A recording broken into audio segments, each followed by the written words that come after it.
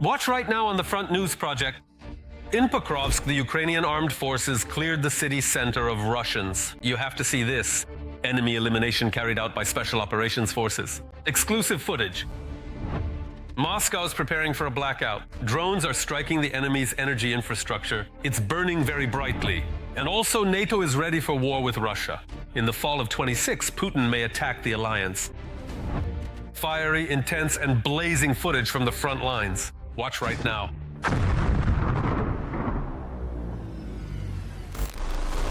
Greetings, this is Vladimir Timoshenko with you, and we're starting right away with the most important news.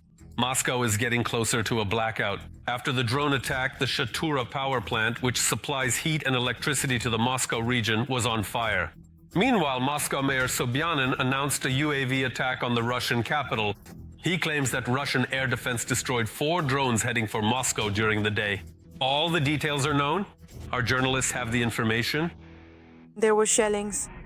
Or what was it? Moscow and the region. Drones attacked the Shatura power plant in the Moscow region. Preliminarily, the power output unit of the district's major state power plant was on fire.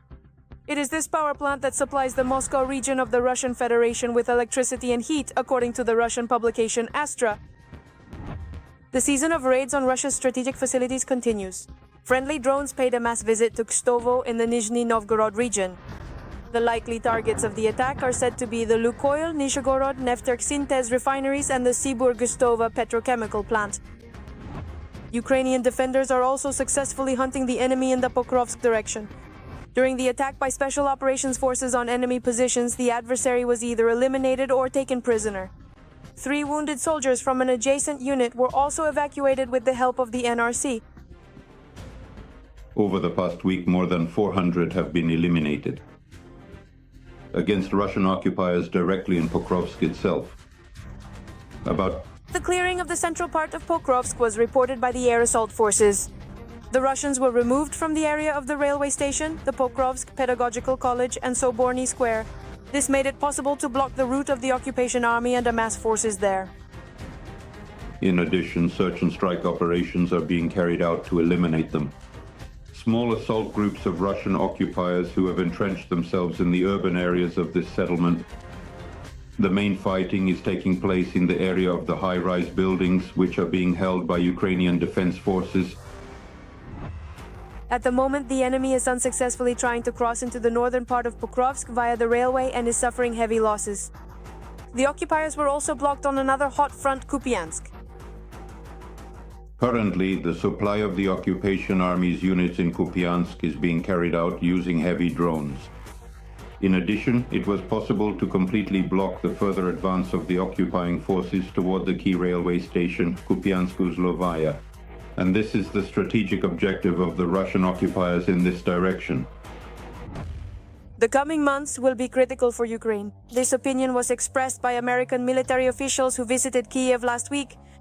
Moreover, the media report that Europe is preparing for a possible halt in aid to Ukraine from the United States. At the time when information about the 28 points of the so-called peace agreements appeared in Western media, Ukraine's defense forces struck Russian territory using specifically American-made weapons. We are talking about ATACMS missiles. Their tactical and technical specifications allow for a range of up to 300 kilometers to hit targets. Their use would have been impossible without the consent of the United States military and political leadership. The special representative of the United States to the UN categorically stated about. He said that if the Russian Federation does not come to the negotiating table, the United States will increase the scale of military technical assistance to Ukraine and impose additional so-called secondary economic sanctions, this time targeting the strategic economic partners of the Russian Federation. Meanwhile, Russia's presence in Europe itself has increased significantly. The UK Ministry of Defense reported intercepting a Russian warship and a tanker. According to the British Ministry of Defense, over the past 2 years, the number of Russian ships passing near British waters has increased by 30%.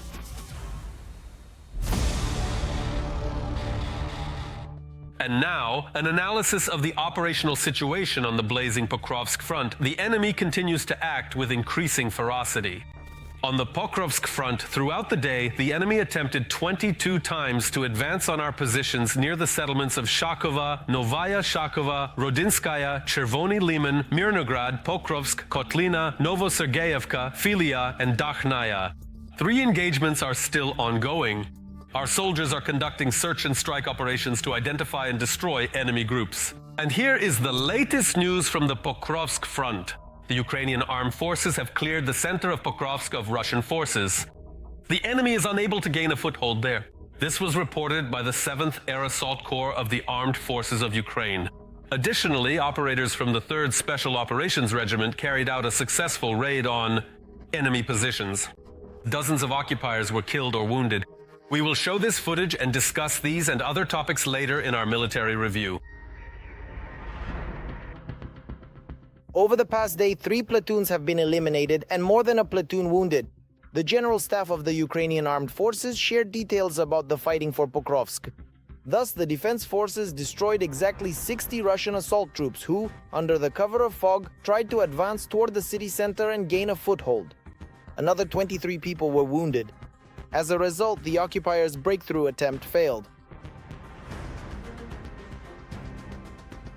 At the same time, the enemy still holds the old positions they captured a few days earlier. According to the Ukrainian Armed Forces Command, search and assault operations are currently underway, and the entire city effectively remains a gray zone. The enemy, who entered through the southern outskirts, has already established a certain bridgehead in Pokrovsk. This bridgehead is already being supplied logistically. Accordingly, the gray zone is very large, probably most of the city today. Although the borders in the north, the edge of the city, and the northern part of Pokrovsk today are held in particular by our paratroopers. Another direction that regularly appears in military reports. Kupinskaya, despite Gerasimov's report that approximately 5,000 Ukrainian troops are surrounded there, our command denies the information. On the contrary, reporting on the successes and progress of the defense forces. Today, it has not yet been possible to push the enemy out of Kupinsk itself. However, the counter-attacking actions that the defense forces are demonstrating today are gradual advances. These are not any sudden counter-offensive operations, but rather counter-attacking maneuvers. Nevertheless, they are resulting in our defense forces managing to reclaim certain tactical positions that had been lost several weeks or even months ago, specifically within the city of Kupinsk itself. The Russians have also become more active in the south of our country. The Zaporizhzhia direction, from where the General Staff of the Ukrainian Armed Forces was pulling reserves to Pokrovsk, had been bringing rather alarming reports for several weeks. However, the situation has now been stabilized. The active offensive that they declared a week ago is no longer taking place. Now we are striking and using firepower against their reserves. What is especially important is that they have now started destroying the railway that supplies these groups. Analysts say the situation in Zaporizhzhia remains difficult. The enemy continues to concentrate forces and, with sabotage groups, is infiltrating villages under Ukrainian control near the Kakhovka reservoir. However, these attacks are repeatedly failing. The Russians once again failed to take Stepnohersk or even the multi-story buildings in the southern part of the settlement. Only part of the houses are under enemy control. Additional pressure on Stepnohersk is created by the enemy's attempts to break through along the road to Hrihorivka. To the north of the seaside Dachas, there is a large open area, so the Russians don't even try to gain a foothold there. Instead, taking great risks, they dash a bit further north, where there is a building and at least some kind of trench line. But as the enemy advances in open fields, our artillery inflicts colossal losses on them, which is why the occupiers are no longer given vehicles and are sent into the assault exclusively on foot. At the same time, our defense forces managed to strike not only along the front line, but also deep in the Russian rear. In particular, the past day was marked by an unprecedented event. Special Operations Forces used a long-range drone to shoot down a Russian Mi-8 military helicopter right over Russian territory. As noted by the agency, this opens a new chapter in the war, giving the Ukrainian Armed Forces capabilities never seen before. The thing is, previously Ukrainians shot down helicopters in the air using regular FPV drones with a maximum range of just a few dozen kilometers and warheads weighing about 1.5 kilograms. In this case, however, we see that it wasn't necessary to ram the drone into the helicopter, precisely because of the powerful warhead. But on the other hand, as you can see, this is happening at a different altitude, where perhaps regular FPVs once again wouldn't be able to reach. And what's very important, as some sources seem to suggest, though this still needs to be clarified, is that this is happening at a very long distance. In this case, it's the Rostov region near the village of Kutenikovo. So what is Kutenikovo? Well, in fact, it's 200 kilometers from the line of contact. The occupied territories were also hit. Part of the Donetsk region was plunged into a total blackout, which partially paralyzed the command of Russian forces.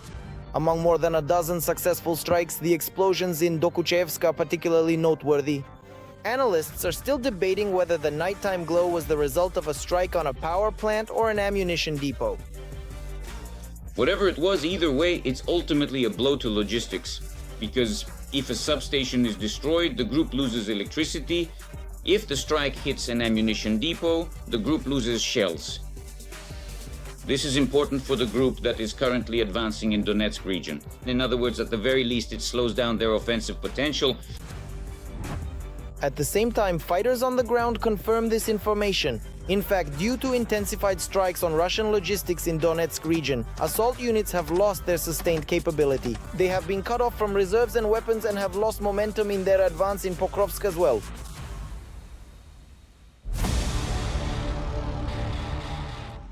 And now we move to the Alexandrovsk direction of the front.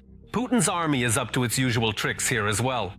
In the Alexandrovsk direction, the aggressor attacked 6 times in the areas of the settlements of Stepovoy, Krasnogorskoye, Privolnoye, Pavlovka, Yegorovka, and towards Arestopol. One battle is still ongoing. The enemy carried out an airstrike on Velikaya Mikhailovka. Meanwhile, German Chancellor Friedrich Merz announced the delivery of long-range missiles to Ukraine. In addition, Ukraine has received its first Terrahawk Paladin anti-aircraft systems. Let's not forget about the previously unseen military aid from Spain. Let's take a closer look at the new additions to Ukraine's arsenal. Even more aid and support, the German Chancellor has promised to equip the Ukrainian army with long-range weapon systems. But Scholz did not disclose details about the number of missiles or the delivery timeline. For months, we have been working intensively with the Ukrainian government on implementing long-range fire projects, as we call them technically. The Ukrainian army will be equipped with such weapon systems. At the same time, the Chancellor refused to answer a question about Germany's previous reluctance to supply Ukraine with Taurus long-range cruise missiles. He described this approach as a tactic to increase pressure on the aggressor country, Russia. The possibility of operating the Taurus missiles directly depends on the level of training and expertise of the technical personnel involved. In fact, that is apparently the main point, is that only highly trained Bundeswehr servicemen can actually use the Taurus missiles. And training Ukrainian specialists for this will require a specialized and quite a long period of time. Germany is the largest European donor of military aid to Ukraine. Since the beginning of the war, the government has provided Ukraine with assistance totaling more than 50 billion euros. In September, Berlin launched a new initiative to procure long-range drones jointly with Ukraine's defense industry. Germany will also allocate an additional 150 million euros to purchase weapons from the US for Kyiv. Germany is well aware of the possibilities of direct military confrontation with the Russian Federation. That is why it is deeply invested in ensuring the defense capability of the Ukrainian state and accordingly in the technical rearmament of Ukraine's defense forces. Meanwhile, the Ukrainian Air Force has strengthened its air defense with the new British Terrahawk Paladin weapon system. The number of units delivered has not been disclosed, but even a small batch of such systems will significantly enhance Ukraine's air defense. For the Ukrainian side, this means creating a so-called focal air defense system to protect key logistical and military facilities from being struck by the enemy's aerodynamic means. First and foremost, this refers to UAVs. This system is mobile and accordingly can be redeployed as needed to any location, and given its autonomous use, this significantly increases the Ukrainian side's capabilities in countering as well as those of the Russian Federation. Spain will also allocate 615 million euros to support Ukraine, the lion's share of which is earmarked specifically for military needs. In the first place, this is a program for additional arms purchases for the needs of the Ukrainian Armed Forces from the United States. The second is, accordingly, the strengthening of Ukraine's air defense systems. And accordingly, this also includes material and technical support, including the transfer by Spain of heavy armored vehicles and strike systems that are currently in service with the Spanish army. After the start of the full-scale war, Ukraine ramped up weapons production and the implementation of new technologies, which are already being used on the front lines. The volume of domestic weapons production has increased by dozens of times. Ukraine has scaled up the production of the Bogdana self-propelled artillery systems to 20 units per month. These are record numbers even for NATO countries.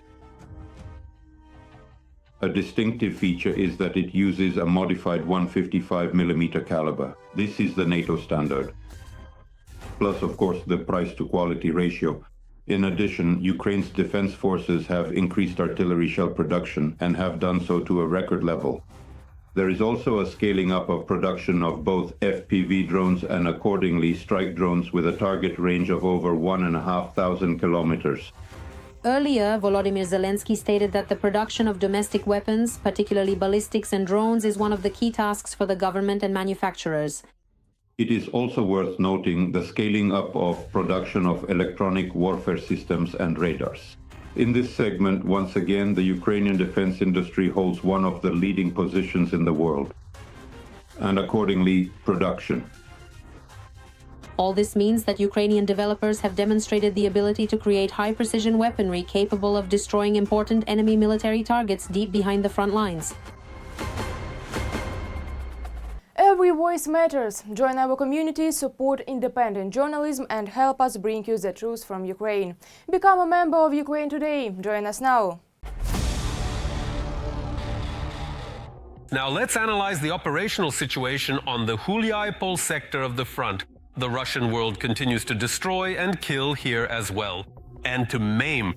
On the Hulyai-Pol front, Ukrainian defenders repelled 7 attacks by the occupiers near the settlements of Zeleny High, Zatishchia, Solodke, and in the direction of Varvarivka and Dobropilya. 2 combat engagements are still ongoing. In addition, enemy aircraft carried out strikes on the settlements of Hulyai-Pol and Zaleznichne. The West is preparing for war with the Russian Federation. In particular, Poland is already aware of this. Putin's campaign against Warsaw is quite real. Moreover, the German Minister of Defense is already openly stating that the summer of 2025 could, attention, be the last peaceful one in Europe, since the Kremlin terrorists have no intention of calming down. All the details are in our next report. War between Western countries and Russia is becoming increasingly likely. As I analyze the facts, I come to the conclusion that war between Europe and Russia is becoming more and more apparent. This is not an empty rumor. Everyone is preparing for it. The buildup of military equipment, strengthening of borders, and increase in defense budgets. All of this is to confront the Kremlin in a few years.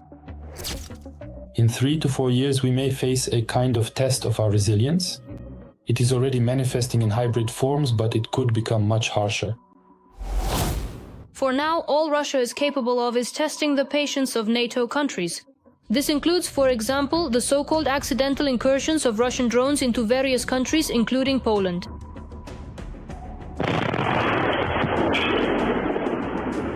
After the recent sabotage of the railway, Polish authorities announced the launch of a new operation called Horizon to protect critical infrastructure from sabotage. Most likely, this only concerns the territories bordering Ukraine and Belarus. That is nothing more. But again, 10,000 people, what does that really mean? That's not much, it's a very small number. Our entire border service is about 40,000 people. As part of the operation, Poland plans to use not only manpower, but also military equipment, mobile security systems, and reconnaissance complexes. These patrols, additional personnel to guard infrastructure sites, training, first aid, tactical medicine. In principle, all of this is relevant. They really should have done this 2 years ago. Only now are they getting around to it. It would be good if it were only now. This is the country in the entire alliance that spends the most money on purchasing all kinds of weaponry. In other words, they have really made a huge leap in recent years in purchasing all kinds of weaponry. American, European, even South Korean. Warsaw has also launched a program to train citizens in basic security skills, from first aid to actions in emergency situations. The Baltic countries have long been living in this mode. They have been studying tactical medicine and drones for quite some time. Apparently things are not going well for them. But again, this is a typical story that should be the case for all countries that understand and feel that sooner or later the Russian Federation will come to them. As for Britain and France, it has already been decided which specific units will be sent to Ukraine. But what is clear is that this will happen after a peace agreement. Their numbers will be minimal. That is, we're probably talking about 10 to 15,000 people from each country. But again, that's a very small number. It's very small. They won't be able to do anything. Our shared front line with the Russian Federation is 1,250 kilometers long. 1,250 for a peacekeeping mission. This number is definitely not enough. Nevertheless, any military preparations by the West are not exactly to the Kremlin's liking. They are forcing themselves to further increase their military budgets. Some countries like Poland have already brought theirs up to almost 5%.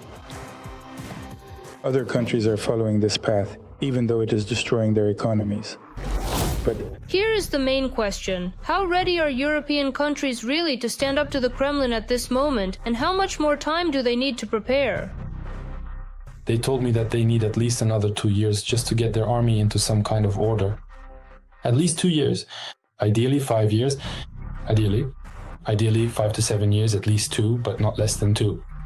Because it's not just about shells, not just about tanks. Of course, it's about money, allocations, placing orders, starting to assemble equipment. It's about people. From time to time, NATO countries openly showcase new types of weaponry, reminding the Kremlin of their capabilities. Turkey has unveiled its first unmanned fighter jet, the Bayraktar Kizilelma, which is now equipped with national weaponry. The US is launching the development of a new fighter jet, the F-47. According to Trump, the F-47 will feature a new level of stealth. And Germany is even preparing Bundeswehr soldiers to practice actions in case of the worst-case scenario.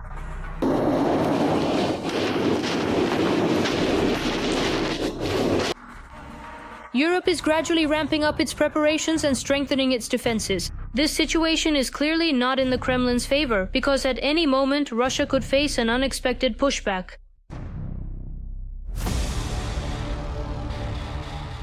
And now, let's take a detailed look at the operational situation on the Lyman front. Fierce fighting continues. On the Lyman front, Ukrainian soldiers repelled 8 attacks by the invaders in the areas of Frykivka, Nadia, Zarekne, and towards Stavki. Another battle is still ongoing. The United Kingdom has determined which units of its armed forces it could send to Ukraine. This comes after a series of reconnaissance missions and an assessment of readiness in the country. According to Defense Minister John Gilly, Britain has updated its plans to send troops to Ukraine as part of the coalition of the willing, which, I remind you, involves about 30 countries led by the United Kingdom and France. More details on this topic in our report. In the United Kingdom and France, troops are being prepared for possible deployment to Ukraine. And all of this is happening precisely at the moment when the US is promoting its own peace plan. A document consisting of 28 points, where one of the key elements directly demands there should be no NATO troops on the territory of Ukraine. We Europeans have always supported a strong and just peace and welcome any efforts to achieve it. Of course, for any plan to work, Ukrainians and Europeans are needed. So this is absolutely clear. We must also understand that in this war there is one aggressor and one victim. Therefore, we have not heard of any concessions from Russia. I mean, if Russia really wanted peace, it could have agreed to an unconditional ceasefire some time ago. Meanwhile, we are once again witnessing the bombing of civilians. According to Bloomberg, the UK has already identified specific military units that could be rapidly deployed to Ukraine. Defense Minister John Gilly stated that London has updated its plans to send troops to Ukraine as part of a coalition of the willing, which involves about 30 countries led by the UK and France. We have conducted reconnaissance in Ukraine, so we know which units will be used, how to deploy them, and what tasks they can perform. The plans will be coordinated with other coalition members depending on Ukraine's needs under any peace agreement. In fact, London is forming the framework for a future presence, the very one that is supposed to come into effect immediately after a possible peace agreement. Britain is already allocating more than £100 million for these purposes. That's about $130 million. This money is for the initial expenses of sending troops. There are ongoing contacts between Ukraine and its partners regarding needs and the situation. This is one of the channels through which, meaning at the level of the Ministry of Foreign Affairs, at the level of various agencies and different coordination groups established between Ukraine and its partners, this information is communicated, Ukrainian assessments. On the other hand, the partners have direct contacts with civil society organizations in Ukraine through donor organizations and through a whole range of embassy contacts. Accordingly, they also receive assessments from the ground, from regions, from oblasts, from mayors, from local governments, from local activists about the situations taking place and the needs. The third point is that intelligence services and analytical centers are also at work. Therefore, it can be stated with complete certainty and responsibility that the partners have an excellent understanding. They understand the situation and the needs that exist. The plans include deploying contingents farther from the front line and continuing the training of Ukrainian units both in Britain and directly in Ukraine. After the signing of the peace agreement, a coordination center is to be established in Kyiv under the leadership of a British two-star officer. Its tasks include logistics, armament, training, and the restoration of the Ukrainian ground forces, as well as ensuring air security necessary for the resumption of international air traffic. A separate component is the expansion of the Black Sea Naval Group of Turkey, Romania, and Bulgaria. Minesweeping, security of shipping lanes, and the restoration of maritime exports. According to London's plan, these elements are intended to become key for the post-war period. If British trained contingents are to be deployed, they will be stationed far from the zone. Obviously, the confrontation refers to Western Ukraine, where, by the way, according to my information, there are currently a significant number of American military instructors present who are training not only in logistics but in other areas as well. Accordingly, this also concerns the instructors.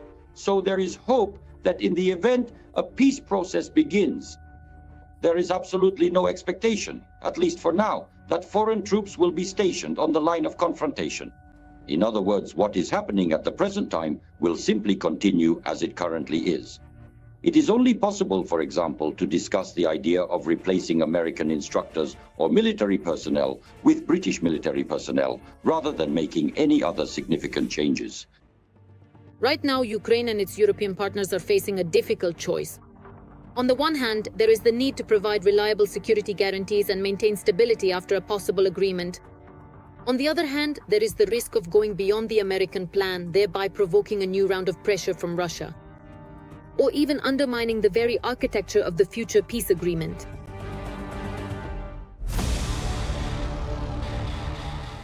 That's all for today, but very soon on Front News, you'll see new, unique reports from our journalists in the hottest spots of the war, gathered so that you know the truth. This was Vladimir Timoshenko with you. Take care of yourselves and your loved ones.